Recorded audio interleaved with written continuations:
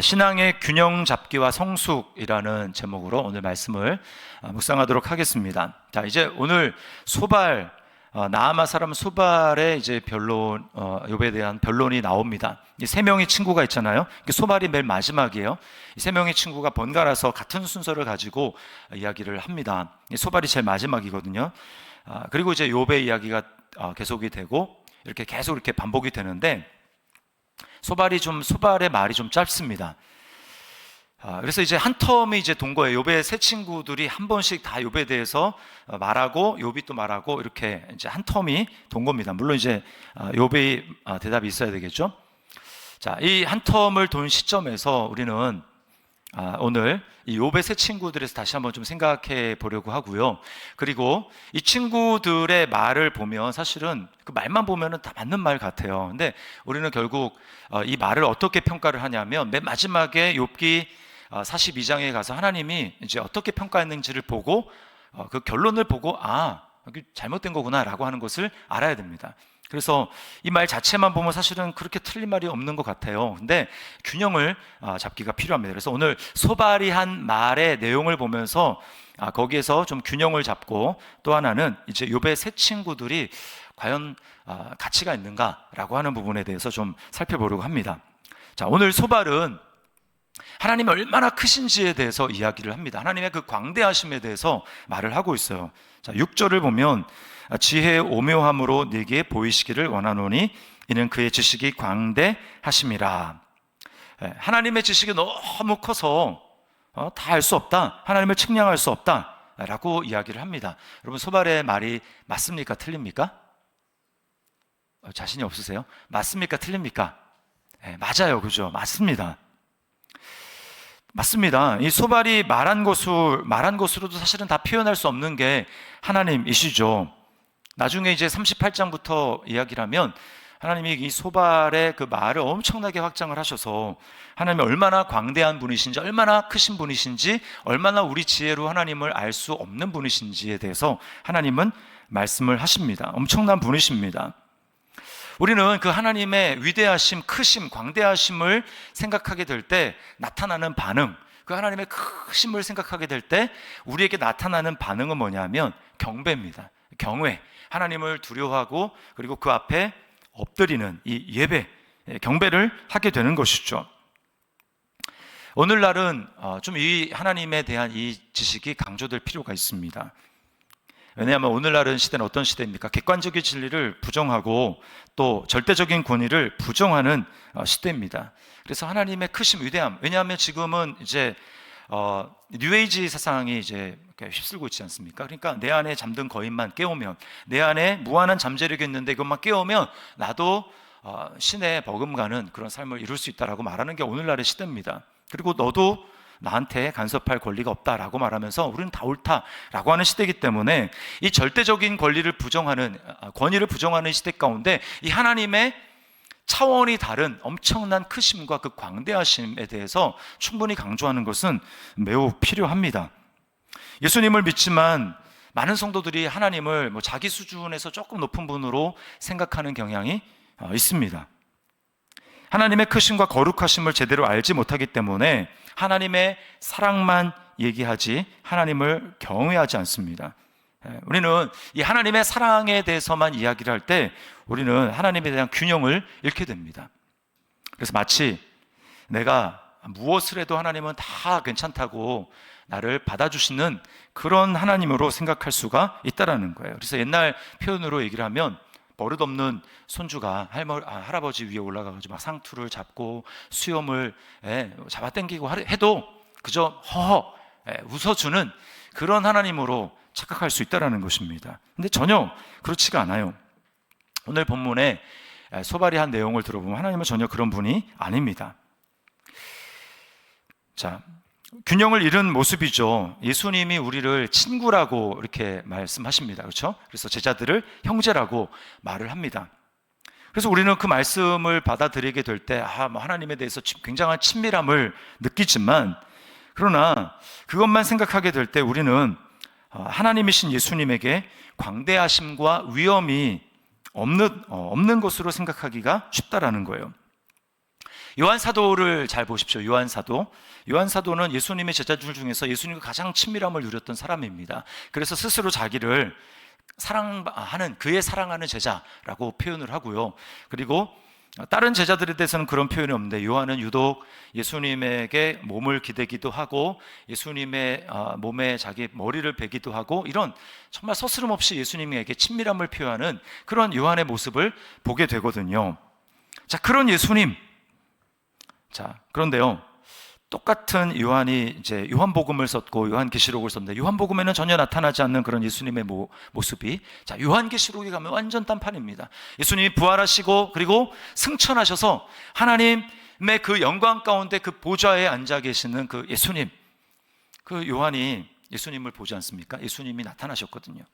예수님을 딱 봤는데 자기가 그렇게 친밀함을 느끼던 그 예수님, 어떤 모습이었습니까? 눈에서는 막 불꽃같이 눈이 이글이글 타고, 그리고는 입에서는 날선 검이 막 나오는, 물론 비유입니다. 비유. 그 뭐냐 하면은 뭐 상상하기 어려울 정도의 위험과 두려운 그 분이라는 거예요. 그 분이 예수님입니다. 그 예수님을 딱 요한이 대면하는 순간 어떻게 됩니까? 그가 엎드러졌습니다. 기절했어요. 기절. 이것이 승천하신 하나님의 영광과 위엄으로 옷 입으신 예수님의 모습이라고 하는 것입니다. 바울 사도는 또 어떻습니까? 그가 부활하신 예수님을 만나잖아요. 직접 만난 거예요. 직접 만났어요. 그 예수님, 대낮보다 더 강렬한 빛으로 자기에게 임하시는 그 주님을 볼 때에 바울 사도는 눈이 멀었다고 이야기를 합니다. 우리가 뭐 대낮에 태양을 봐도 눈이 멀은데 한동안 눈을 잘 볼 수가, 앞이 잘 안 보이잖아요. 근데 그 태양을 만드신 빛 자체이신 주님을 딱 대면하는 순간 바울은 쓰러지고, 그리고 나중에 눈이 멀었습니다.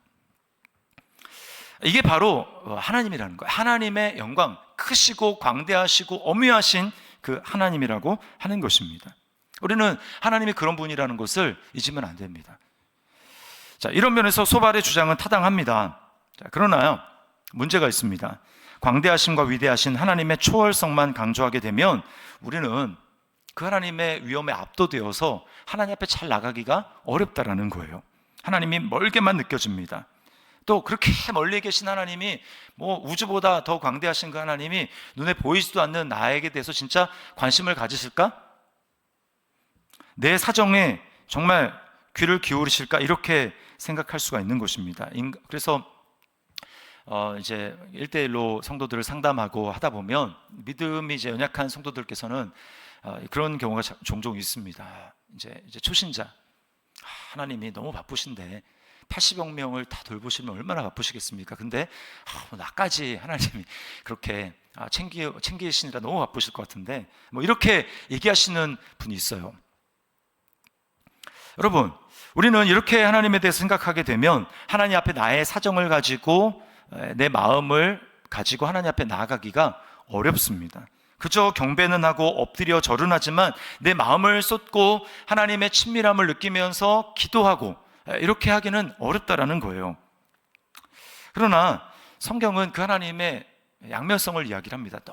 너무나 멀게 계시고 너무나 우리를 초월해 계시고 우리를 창조해서 우주보다 더 광대하신 그 하나님, 그 하나님의 눈으로 나는 보이지도 않는 그 하나님이지만, 동시에 그 초월해 계신 광대하신 하나님은 동시에 나에게 누구보다도 가까이 계셔서 나와 함께 하시는 그 하나님이라고 말씀을 하세요. 그래서 예레미야 23장 23절에는 이렇게 이야기를 합니다. 우리 같이 한번 읽어보겠습니다. 시작. 여호와의 말씀이니라. 나는 가까운 데 있는 하나님이요 먼 데 있는 하나님은 아니냐. 네, 지금 하나님 말씀하시는 건 나는 먼 데 있는 하나님도 되고 가까이 있는 하나님도 된다라고 하는 것입니다. 시편을 보세요. 시편에 보면 수많은 시편들이 하나님의 그 크심에 대해서도 찬양하지만 동시에 하나님이 나에게 가까이 하셔서 내 기도를 들으시는 하나님, 나의 원통함을 들으시고 아시는 하나님이라고 얘기하면서 그 하나님께 나의 모든 아픔과 괴로움을 다 쏟아내고 있는 모습을 보게 됩니다. 그게 시편이죠. 하나님이 그래서 이사야 선지자를 통해서 우리에게 이렇게 말씀합니다. 이사야 40장 27절로 29절 말씀 같이 한번 읽어보겠습니다. 시작. 야곱아 어찌하여 내가 말하며 이스라엘아 네가 이르기를 내 길은 여호와께 숨겨졌으며 내 송사는 내 하나님에게서 벗어난다 하느냐? 너는 알지 못하였느냐? 듣지 못하였느냐? 영원하신 하나님 여호와 땅끝까지 창조하신 이는 피곤하지 않으시며 곤비하지 않으시며 명철이 한이 없으시며 피곤한 자에게는 능력을 주시며 무능한 자에게는 힘을 더하시나니. 아멘. 자, 여기서 지금 말씀하는 건 뭐예요? 하나님이 그렇게 영원하신 하나님이고 이 세상을 다 만드신 그런 하나님이신데 뭐라고 하는 거예요? 그 하나님에게서 자칫하면 이렇게 말할 수 있다는 거예요. 어찌하여 말하기를 내 사정은 하나님께 숨겨졌으며 내 길은 여호와께 숨겨졌으며 내 송사는 내 하나님에게서 벗어난다. 그러니까 그 얘기 뭐냐면 하나님 너무 멀리 계셔서 내 얘기를 듣지 않아. 내가 탄원하는 억울함, 그것을 가지고 하나님 앞에 나아가도 하나님은 내 송사를 관심 없으셔. 내 송사는 하나님께 닿지 않아 라고 얘기하는 그것에 대해서 하나님 뭐라고 말씀하셔? 왜 그렇게 이야기하느냐 라고 말씀하시면서 나는 그래 맞아 전능하신 하나님이고 광대한 하나님이고 위엄 있는 하나님이며 이 세상을 초월해 있는 그런 하나님이지만, 그런 능력이 많은 하나님이지만 뭐라고 얘기합니까? 그 하나님이 명철이 많으시고 막 그렇게 얘기하면서 뭐라고 얘기합니까? 피곤한 자에게는 능력을 주시며 무능한 자에게는 힘을 더하시나니. 그 하나님이 우리 삶 가운데 개입하셔서 나의 연약함을 채우시고 또 함께 하시는 그 하나님이라고 말씀하는 것입니다. 이 하나님의 양면성, 가까이 오셔서 나에게 함께 하시는 하나님이라는 거죠. 이것을 사람들이 잘 감지를 못하기 때문에 하나님은 이사야 선지자를 통해서 우리에게 말씀하는 것입니다. 그리고 이사야 선지자에게 약속을 주십니다. 이사야 선지자를 통해서 약속하십니다. 이사야 예를 보면 하나님의 엄청 크심이 나오거든요. 열방이 물통에 한 방울 물에 지나지 않는 그 정도로 그 하나님의 엄청나게 크심에 대해서 이야기를 합니다. 나는 영광을 빼앗기지 않는다. 나는 누구에게도 비교할 수 없다. 세상의 신 가운데 누가 있으면 나와보라고 해라. 장래일을 말해보라고 해라. 내가 그들이 말할 수 있으면 내가 그를 신이라고 인정하겠다. 말할 수 없지 않느냐? 누구가 나에게 비교할 수 있겠느냐? 하나님이 자신을 엄청나게 높이시거든요, 이사야 선지자를. 그런데 하나님은 또 반대로 이사야 선지자를 통해서 우리에게 놀라운 약속을 하십니다. 그 약속은 뭐냐면 하나님이 우리와 함께 하겠다고 하는 약속이에요. 임마누엘의 약속. 그 약속. 그래서 이사야 7장 14절이 되게 유명한 말씀이잖아요. 아시죠? 보라, 처녀가 잉태하여 아들을 낳으리니 이름을 뭐라 하라? 이름을 예수라 하면 이제 마태복음이고, 이사야서는 임마누엘이라. 그 이름을 임마누엘이라 하리라. 임마누엘 무슨 뜻이죠? 우리와 함께 하시는 하나님. 이 이사야를 통해서 이사야에게 주신 그 약속을 이루기 위해서 임마누엘 되셔서 이 땅 가운데 오신 분이 바로 예수 그리스도십니다. 예수님을 보세요. 여러분, 완전한 하나님이시지만 동시에 완전한 사람이십니다. 완전한 사람이 되려면 사람을 공감할 수 있어야 돼요. 사람의 모든 처지를 공감할 수 있어야 합니다. 희로애락을 다 알아야 돼요. 그래서 하나님이 사람과 함께 하시는 임마누엘이 되시기 위해서 사람이 되신 겁니다. 그것도 그냥 잠깐 십자가를 지기 위해서 죽어야 되니까 잠깐 사람이 됐다가 그 다음에 이제 뿅 하고 사라지신 것이 아니라 진짜 사람이 되신 거예요. 그래서 세포 분열부터 시작해서 모태 세포 분열부터 시작해서 태어나셨고 자라시고 성인이 되게 하신 겁니다. 이게 하나님의 놀라운 신비예요. 임마누엘의 신비. 가장 낮은 자의 모습으로 오셔서 사람이 당할 수 있는 가장 최고의 고난과 고통을 당하십니다. 사람이 당할 수 있는 가장 심한 배신을 당하십니다. 사람이 당할 수 있는 가장 최고의 모멸감과 수치와 굴욕을 당하십니다. 사람이 당할 수 있는 가장 최고의 억울함을 당하십니다. 사람이 당할 수 있는 가장 최고의 정신적인 고통과 스트레스, 그것을 주님이 당하십니다. 사람이 겪을 수 있는 가장 최고의 육체적인 고통을 주님이 당하십니다. 이것이 단 하루 만에 일어난 십자가를 지기까지 예수님이 하루 만에 경험한 주님의 순환의 과정이에요. 순환의 과정.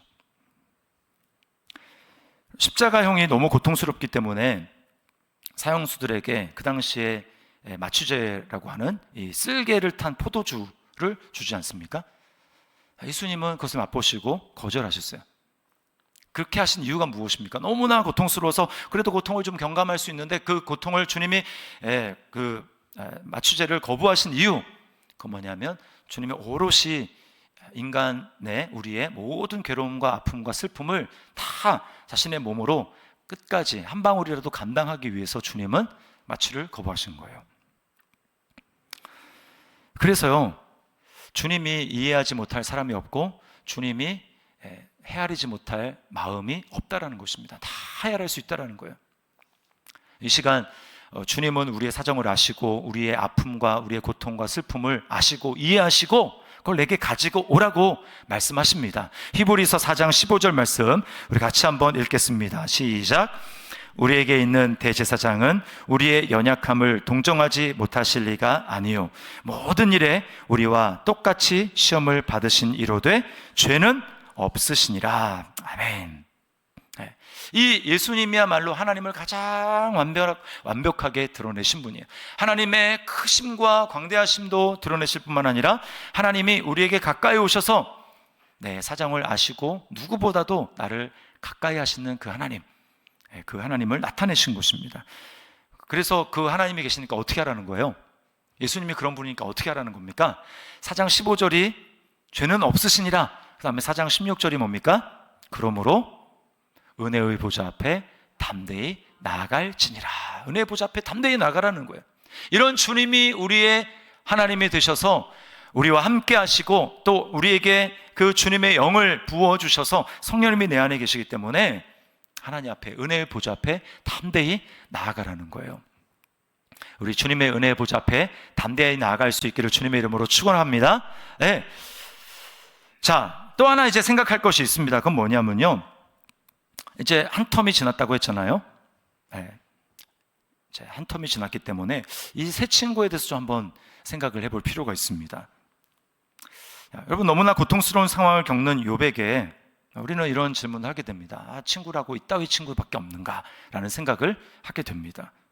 상처에 소금을 뿌리는 이런 친구들이라면 차라리 없는 이만 못하지 않을까? 없는 게 낫지 않을까? 라는 생각을 하게 되죠. 자, 근데 하나님이 하필이면 가장 심한 고통을 예수님 빼고 고통을 겪는 이 욥에게 다른 친구도 아니고 새 친구의 모습을 통해서 우리에게 하시고자 하는 메시지가 있습니다. 그건 뭐냐면 결론적으로 말하면 그래도 없는 것보다 있는 게 낫다라고 하는 거예요. 없는 것보다 있는 게 낫다.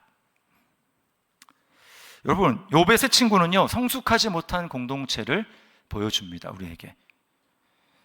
그런 공동체는요, 하나님에 대해서 잘 알지 못하기 때문에 자기가 알고 있는 얕은 지식을 가지고 그 사람을 판단합니다. 그리고 상처를 줍니다. 욥이 그 친구들의 말 때문에 얼마나 괴로워했습니까? 그렇죠? 또 우리가 욥의 친구들이 쏟아내는 그 말을 통해서 우리는 얼마나 보면서 화가 납니까? 그렇죠? 왜 말을 이렇게 할까? 그러나 우리가 인정하지 않을 수 없는 것은 욥의 새 친구들의 모습이 바로 저와 여러분의 모습이라는 겁니다. 네. 도찐 개찐.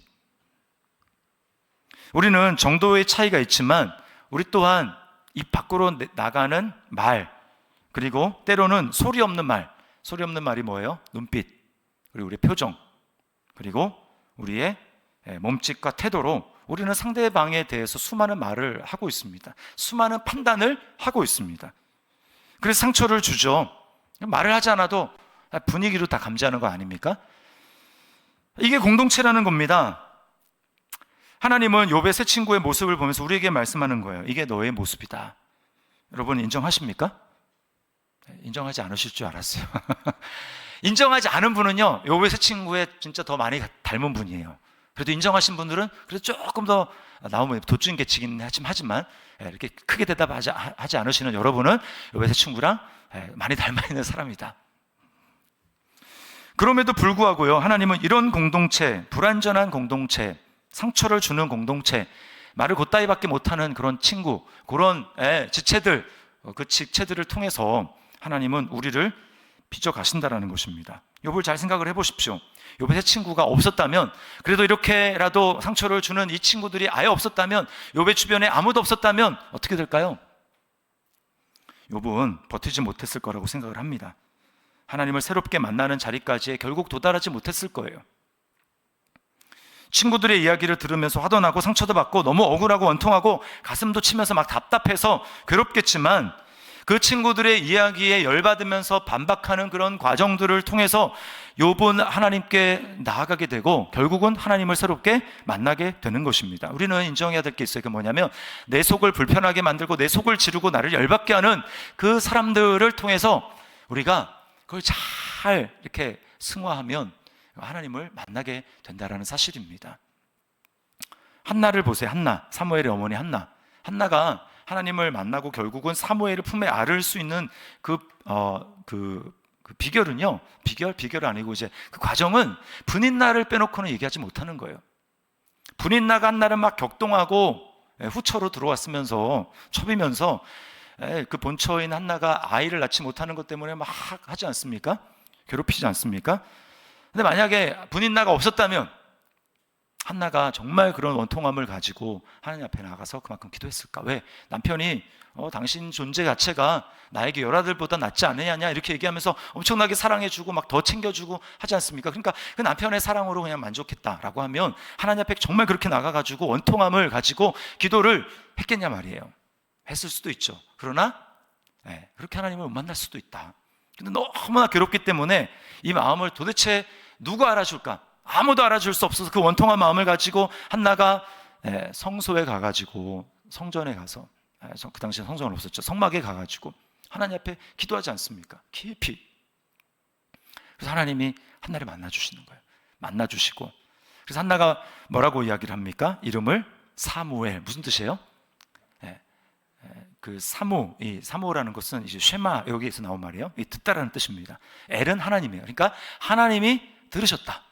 하나님이 내 원통함을 들으셨다. 이게 이제 사무엘의 뜻이에요. 그래서 사무엘이라는 이름을 붙인 것입니다. 하나님이 나의 원통함을 들으시는 하나님이야. 아무도 들어주지 않지만 하나님이 들으셨다는 겁니다. 그래서 하나님을 만난 거예요. 만난 거. 저희 어머니도 마찬가지입니다. 제가 저희 집 이야기를 몇 번 해서 아시는 분은 아시겠지만, 저희 형이 이제 불치병이 걸렸단 말입니다. 아무렇게 낫지도 않아요. 한방을 가도 낫지 않고 양방을 가도 낫지 않고 엄청난 약을 써도 안 낫고, 그 당시에 저희 아버지 월급이 공무원의 한 4배쯤 됐다고 합니다. 적은 월급이 아니었는데도 불구하고 이 병원비, 약비, 좋다는 사람 찾아다니면서 다 쓰는 것 때문에 가불해서 쓸 정도로 그렇게 돈을 많이 썼는데도 안 낫는 거예요. 근데 저희 이제 이모 할머니를 통해서 이제 전도를 받고 이제 부흥회를 참석하자 그렇게 해가지고, 그 당시에 예수님을 믿지 않을 때입니다. 근데 이제 어려워지면, 사람이 붙들 그것이 아무것도 없어지면, 이제 더 이상 붙들 게 없어지면 그때 이제 비로소 하나님을 찾는 겁니다. 하나님께 나아가서 어차피 딴 것도 안 되는데 한번 기대해 보시라고 해서 부흥 집회 참석한 거예요. 참석했다가 기대도 안 했어요. 기도한 것도 아니에요. 근데 참석했는데 그날 밤에 하나님의 고침을 받았습니다. 그냥 그 자리에 있었는데 그냥 고침을 받은 거예요. 고침을 받고, 이 진짜 예수쟁이들이 얘기하는 말이 뭔가가 있나 보다 싶어서 첫날 그렇게, 옛날에는 이제 부흥 집회를 일주일 내내 했거든요. 6일 동안. 마지막 날 그렇게 해서 계속 참석을 하고, 맨 마지막 날 6일째 되는 토요일 날 새벽에 저희 아버지가 그 목사님이 그대로 하라고 하는 그 기도를 따라 하면서 거기서 성령 체험을 하신 겁니다. 갑자기 속이 뜨거워지면서 회개의 눈물이 쏟아지고, 자신의 삶의 인생이 주마등처럼 필름처럼 지나가는데 그곳에 대해서 정말 눈물로 콧물 쏟으면서 회개하고, 그러면서 방언을 하나님 말하게 하시고, 그러면서 또 하나님의 환상을 보여주시고, 이런 엄청난 은혜를 체험했단 말이에요. 그러니까 완전히 이제 달라진 거예요. 집에 와서 그때부터 이제 치료 받았죠. 불치병 치료 받았죠. 그리고 이제 완전히 달라졌어요. 성령을 받으니까 사람이 완전히 달라지는 겁니다.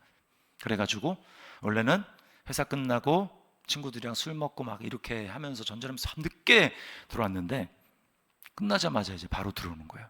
그리고 이제 월급 받으면 막 쓰고 이제 일부를 갖다 드렸는데, 이제 받으면 그 봉투 채로 아내에게 주는 겁니다. 저희 어머니는 그 당시에 집회는 참석했지만 은혜를 못 받으셨거든요.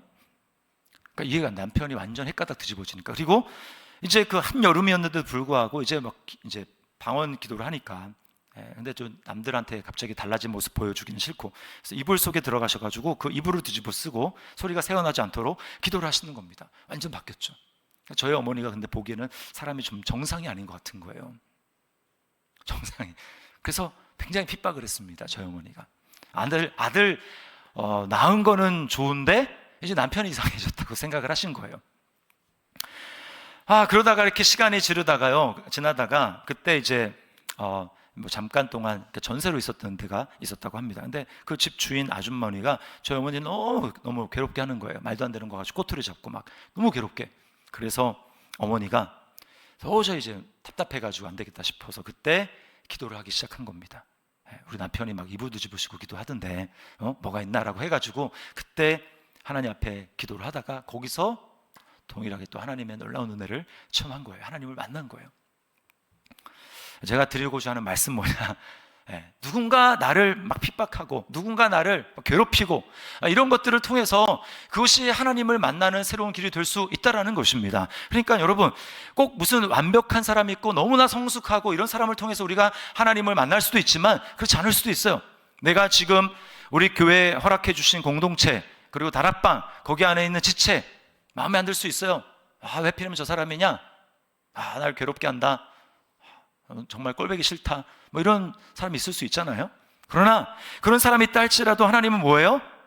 내가 바로 너를 위해서, 너가 나를 더 깊이 만나기 위해서 너를 위해 허락한 나의 도구다. 그거 인정해야 됩니다. 그럴 때 우리가 하나님을 만날 수 있어요. 불완전하기 때문에 고통을 겪으면서 인내하면서 나의 모난 부분이 깎여 나가는 것입니다. 그들의 모습 속에서 때때로 나의 모습을 발견하게 되는 것입니다.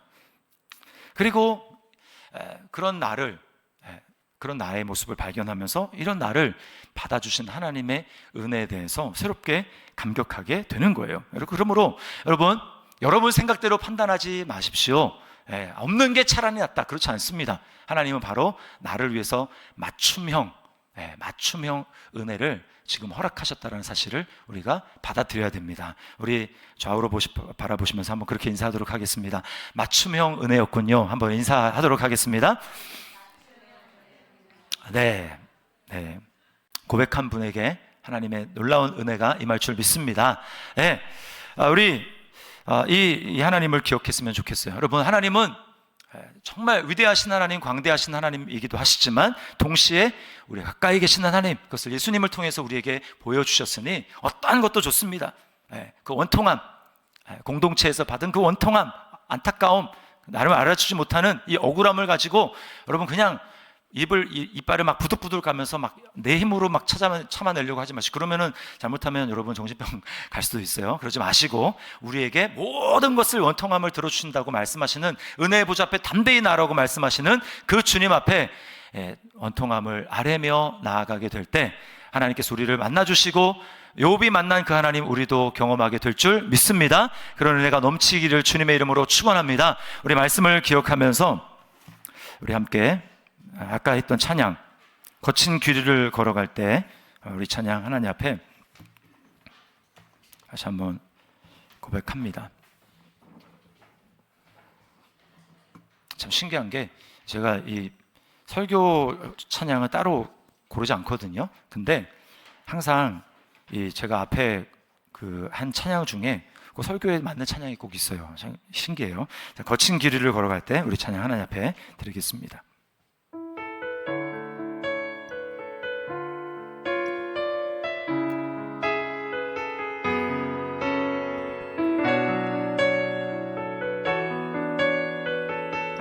모든 것 아시는 주님, 모든 것 아시는 주님, 나의 맘의 연약함 보시고 부족한 그 모습대로 주님 마음에 새겨주시네. 주님께 토로한 마음, 주님께 토로한 마음 하나하나 헤아려 주시니 그 마음 그 아픔들을